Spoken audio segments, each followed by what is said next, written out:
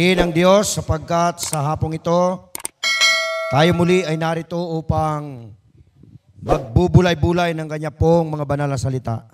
Tayo po ay nasa lesson 3 sa atin pong pambuong isang linggong leksyon natin pong pinag-aaralan. Sabado ng hapon, mga kapatid, ay binuksan ang atin pong pag-aaral sa atin pong talakayan. Kaya kahapon, araw po ng linggo, ay atin pong binuksan ang pag-aaral na ito po ay mayroong kinalaman sa panawagan ng Diyos na ang bawat isa sa atin ay magkaroon ng bahagi sa kanya pong banal na gawain. At ang pambuong isang linggong pamagat ng atin pong leksyon ay ang pagmimisyon ng Diyos, na ito ay isang panawagan sa lahat. At ang atin pong binubuong pangsang linggong talakayan ay nakatuon sa aklat po ng mga gawa. Pangkat isa ang talata po ay 8. Yun po ang ating talatang sauluhin. Kaya dito po sa ating pagre-repaso, mga kapatid, ay atin pong pagtuunan ng pansin sapagkat ito po ay inihango doon sa lumang tipan na kasaysayan na ito po naman ay na-quote nila doon pa sa panahon ng ating unang mga magulang. Tulad po ng kasaysayan ng Babel at ganoon din naman sa kasaysayan ni Abraham, paano pinalitan ang kanyang pangalan. Ngunit dito po sa ating pag-aaral, mga kapatid, mayroon pong mga iba't ibang tala na binanggit sa atin upang atin pong maisa-isa ang atin pong leksyon na hindi po tayo mailalayo doon po sa ating pinag-aaralan. So ang buong isang linggong leksyon po natin ay panawagan ng Diyos para sa pagmimisyon. Kaya hindi tayo dapat manatili doon sa atin pong kalagayan na kahit po tayo ay nasa sagana, magandang kalagayan sa buhay, ay tinawagan tayo ng Diyos para po maglingkod upang maipabatid sa iba't ibang dako ng daigdig ang kanya pong ebanghelyo at pabalita. Ito po yung ating tinatalakay. Ayon po sa talatang sauluhin na ito ay masusumpungan sa aklat ng mga gawa 1, ang talata po ay 8, ito po ang pahayag. Datapwat, tatanggapin ninyo ang kapangyarihan pagdating sa inyo ng Espiritu Santo, at kayo'y magiging mga saksi ko sa Jerusalem at sa buong Judea at sa Samaria at hanggang sa kahuli-hulihang hangganan ng lupa. Yan po yung ating talatang sauluhin. Sa araw po ng linggo ay hinango tayo ng Diyos doon sa magandang kalagayan upang maglingkod. Yun po yung thought noong kahapon ng atin pong talakayan. Dito po sa araw ng Lunes, mga kapatid, ay atin pong pansinin ito. Kung atin pong ipagpalagay ang ating sarili na tayo ay tinawag ng Diyos, katulad ng kasaysayan ni Abraham, bago siya naging Abraham, siya po ay Abram.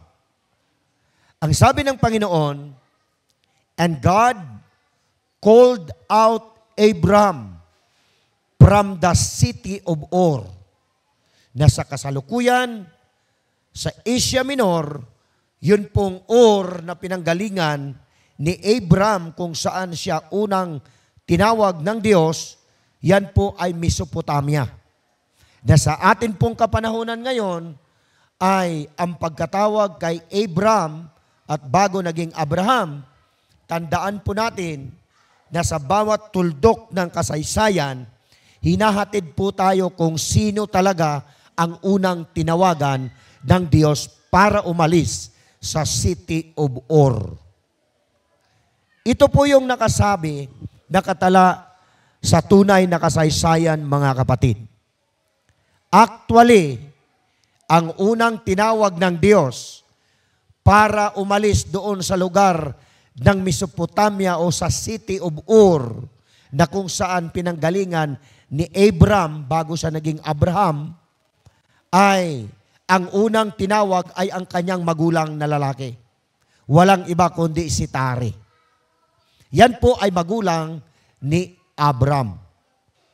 Alam niyo po sa kasaysayan, ito po ay pagiging isang pagpapala sa buong mundo. Yan po ay araw ng Lunes. So lumabas yung panawagan ng Diyos, ang kanyang misyon ay kanyang iahon ang kanyang maging lingkod. Ang unang tinawagan ay ang magulang ni Abraham o ni Abram. Ang problema lang, hindi tumugon yung magulang ni Abram. Mayroong dahilan kung bakit hindi tumugon sa panawagan ng Diyos itong si Tari. Kasi yung salitang nawili, hindi tumugon ang magulang ni Abram na lumabas doon sa city of Ur kasi nandoon yung kanilang business, nandoon ang kanilang hanap buhay, nandoon ang kanilang pinagkakitaan, sagana roon ang kanilang kalagayan. Yan po ang nakatala sa pinakasimula kung bakit tinawag si Abram sa pangalawang pagkakataon na sa pagkatawag ng Diyos upang iahon sa lugar ng Ur o sa city of Ur para ipakita at dalhin sa lupang pangako.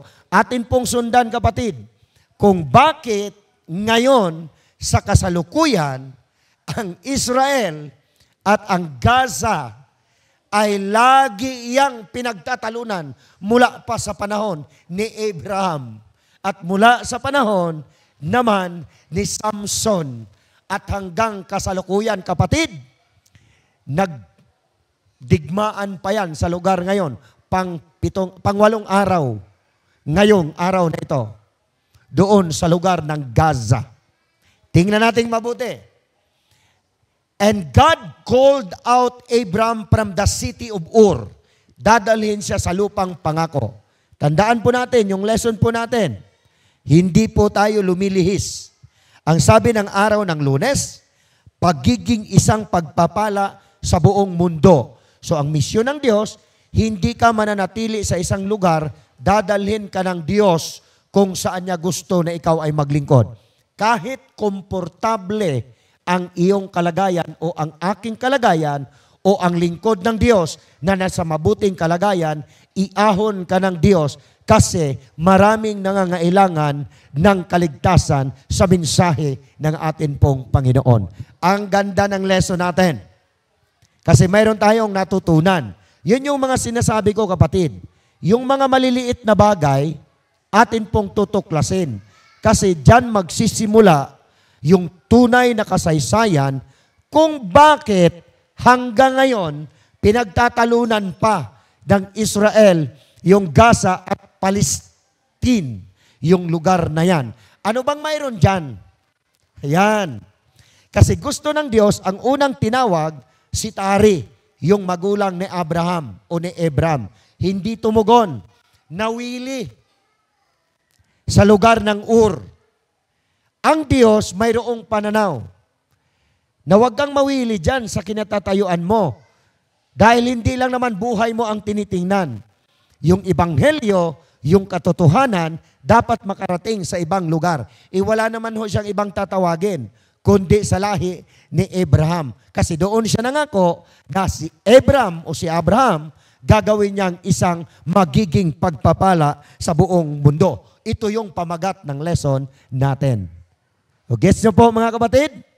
Kaya ang sabi ng ating talatang sa uluhin, ibigay mo ang mga pagpapala, ang mensahe, ang misyon ng Diyos mula Jerusalem patungong Samaria hanggang sa kaduluduluhan ng buong sanlibutan. Yan po ang pagtatalakay ng lesson. Hindi tayo matatawag na out of context kasi nasa loob lahat ang kasaysayan, nilawakan lamang natin para lubos nating maunawaan kung ano nga ba ang nasa loob at ano ang sikrito bakit hanggang ngayon pinagtatalunan pa ang lugar na ito. Ang dami ng nabuwis na buhay dyan.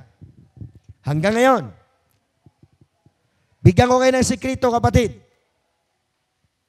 Si Abraham ang tumugon sa panawagan ng Diyos na get out from the city of Ur. God called out. Ibig sabihin ng called out, lumabas ka riyan sa city of Ur. Mayroon akong ibibigay sa iyong lugar na doon ka magmimisyon. Mas sagana dyan sa city of Ur. Nawili yung magulang niya, siya ang tumugon. Lumabas si Abraham, kapatid, sapagkat mayroong pangako na yung Kanaan ay sagana lahat sa pangangailangan, lalo tigit sa mga magiging lahi ni Abraham. Alam niyo po ba kung nasaan ang lupang pangako na itinuro kay Abraham mula pa noon sa panahon niya? Ang lupang pangako, kapatid, yan yung Gaza na pinagtatalunan ngayon ng Israel at Palestina. Yung city of Gaza o Gaza ngayon na binubomba ng Israel, yan ang pangako ng Diyos doon sa mga lahi ni Abraham na pupuntahan ang lupang pangako. At alam niyo po ba na napakaraming pinagdadaanan ni Abraham bago siya nakarating dyan sa lupang pangako na yan, na siya ang Gaza ngayon sa ating kapanahunan. Napakarami. Ang Egypt, nagnanasa dyan. Alam niyo po ba, nung inilabas ang bayan ng Diyos sa pamamagitan ni Moses, ang sabi ni Moses, pupuntahan kita doon. Doon kita dadalhin sa lupang pangako. Ano yun? Yung lupang pangako, Gaza City sa kapanahunan. Lagi iyang ipinangako ng Diyos at pinagtatalunan ng mga bansa na nakapaligid dyan sa Gaza na yan, sa Israel, kasi yan ang pangako ng Diyos na sagana sa lahat ng bagay. Kaya maraming nagkaka-interest dyan, kapatid. Ang kasaysayan, hindi po pwedeng madaya dyan. Dito tayo. Kasi ang ganda ng lesson natin. Ang sabi ng Diyos dito sa araw ng Lunes, pagiging isang pagpapala sa buong mundo. So ang misyon ng Diyos, ang pangako kay Abraham, gagawin kitang isang malaking bansa. At yung malaking bansa na yan, malaking lahi na yan, ikaw ang pagmumulan ng tinatawag na makikilala ang malaking bayan ng Diyos. Saan ba galing ang Israel nung pinangakuan si Abraham? Sino ba si Israel na pinangakuan ng Diyos, pinangako kay Abraham? Di ba si Israel nagmula kay Isaac? Si Abraham, nanganak sila ni Sarah ng isa na ang pangalan ay Isaac, at ang pangako na yan kay Abraham, matutupad kay Isaac, hindi kay Ismael. Pero tandaan nating mabuti, may anak si Abraham sa labas. Anak niya doon sa isang hintel, taga Egypt. Sino yon? Si Hagar. Ang anak na yon ang kumakatawan sa lahat ng Muslim na nakapaligid sa bansang Israel. Lahat yun, kapatid, pinangakuan ng Diyos. Pero ang tunay na pangako ay nandyan kay Isaac. Tingnan mo rin yung lesson natin. Iniahon si Abraham from the city of Ur papunta sa lupang pangako. Pero nagtagal sila dyan bago sila nakarating dyan. Nagtagal sila sa isang daanan. Kumbaga maraming dinaanan bago nakarating. Ano ba ibig sabihin ng Diyos dito? Na hanggang ngayon, pinagtatalunan yan. At hanggang ngayon, ang Israel, kapatid, galit na galit yan kapag mayroong pumasok dyan sa Gaza na yan ay sentro. Tandaan niyo, sentro siya ng bayang Jerusalem. Bakit naging sentro yung lugar na yan ng bansang Israel? Kasi ang Jerusalem, nandyan sa lugar na yan ay bayan o templo ng Diyos. Gets nyo, kapatid? So, hindi lang doon sa city of Ur Sabi ng Diyos, lumabas ka yan. Pagiging isang pagpapala sa buong mundo. Lumabas ka sa city of Or, magmensahe ka, dalhin mo ang lahi mo papunta sa lupang pangako. Kaya ang bayang Israel, yan ay pinili ng Diyos na siyang chosen people. Pinili ng Diyos ang bayang Israel para magiging tunay na bansa. Piniling bayan, piniling mga anak ng Diyos ang bayang Israel. Tandaan natin, lahat ng mga bansa na nakapaligid riyan sa Israel, mayroong pagnanasa yan na sakupin ang Israel. Anong mayroon sa loob nito? Kasi ang sabi rito, magiging pagpapala ka sa lahat ng kinapal sa buong sanlibutan. Ang ganda ng lundo ng lesson natin, kapatid. Walang kukurap. Bukas ng hapon, susundan natin ang kasaysayan. Kasi tayo, kumakatawan, tinawag tayo, kapatid, na mga Israel. Hindi nga lang sa isang literal na kalagayan, kundi sa isang spiritual na kalagayan. Paano nangyari yun? Kaya susundan natin ang lesson po natin. So atin muling bubuksan ito kasi dito tayo huhugot kung paano natin maabot ang gustong iparating ng Diyos sa ating pag-aaral tuwing hapon ng atin pong talakayan sa atin pong lesson. Yan talaga ang gusto ng Diyos. Hindi ka manatili sa lugar mo, dadalhin ka kung saan gusto ng Diyos, dadalhin ang mensahe tungkol sa kaligtasan at kasaganaan ng kalagayan ng mga anak ng Diyos. Bigyan ko po kayo ng konti na lang sikrito. Alam niyo po bang nangyari ngayon na yung Hamas na tinatawag under the umbrella of Palestine and under the umbrella of Iran, yung Hamas na grupo, kapatid, ang buong akala ko yan ay basta lang pangalan. Pero nung tiningnan ko sa kasaysayan, ang Hamas, according to the Hebrews meaning, siya po ay tinatawag na violence. So, ibig sabihin, ang Israel, mula sa lahi ni Abraham, na tinawag ng Diyos para maglingkod sa buong mundo at maglingkod mismo mula sa Jerusalem, ikalat ang kaligtasan at ang katotohanan sa buong sanglibutan, magmumula sa Jerusalem.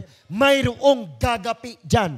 Tandaan natin, sa bawat lingkod, sa bawat panukala ng Diyos, maging sa pag-aaral natin ng lesson, mayroon laging kontra yan, kaaway ng Diyos. At walang iba, kapatid, yung tinatawag nilang Hamas ngayon, yan ay violence against the government of Israel. That's why Hamas, siya po ang laging tinatarget ng Israel. At nandyan sa lugar ng Gaza, na sentro ng Israel, na dyan nagmula, kapatid, at dinala ng Diyos ang lahi ni Abraham. Ang sabi rito, dadalhin kita sa isang lupang pangako, mataba, masagana, sagana sa pagkain, pulot at hani, gatas na riyan. Ibig sabihin, sagana sa lahat ng bagay, yan ang pangako ng mga anak ng Diyos na dadalhin sa lugar na yan. Pero tanungin ko kayo mamaya-maya, mga kapatid, o kaya bukas, bakit pinamumugaran siya ng hindi Israel? Alam na, bago pumasok doon sila ni Moses, marami nang nakatira doon sa Kanaan. Bakit ang Kanaan pinamumugaran ng mga Palestino? Kasi pinag-aagawan nila yan. Kasi yung lugar na yan, sagana yan, para yan sa mga anak ng Diyos. Kaya ngayon, ang Israel, kapatid, pinili sila ng Diyos, anak ng Diyos, yung galit nila, yung kanilang pamana na binigay ng Diyos, mula pa sa kasaysayan, Samson, Abraham, Israel na yan, sahan yan, nandyan sa lugar ng Gaza. Yan ang tumbok ng lesson natin. Kaya sa bawat kasaysayan, sa bawat sandali at pangyayari, ating matutunton na ganyan ang kalagayan ng Diyos hanggang sa ating kapanahunan. Diyan lang tayo. Sa araw ng linggo, iahon ka ng Diyos. Sa araw ng Lunes, yan ang misyon ng Diyos para sa inyo at sa akin. Sa araw ng Martes, kapatid, tandaan ninyo, abangan po ninyo, dito po sa aming mga taga-subaybay at nanonood, pwede kayong mag-comments, pwede kayong mag-download sa lahat ng inyong i-comments dito sa ating comment section para lalo pang lumawak ang ating pag-aaral. Alam niyo po ba, ang nag-share sa atin, 108 shares. Napakarami na yan. Kaya kung atin pong mapapansin, ang atin pong pag-aaral, pinagpapala yan kasi maraming nakukuha dito tungkol sa pag-aaral natin ng atin pong lesson. So ito po ang ating dalangin sa pangalan ng ating Panginoong Jesus. Amen.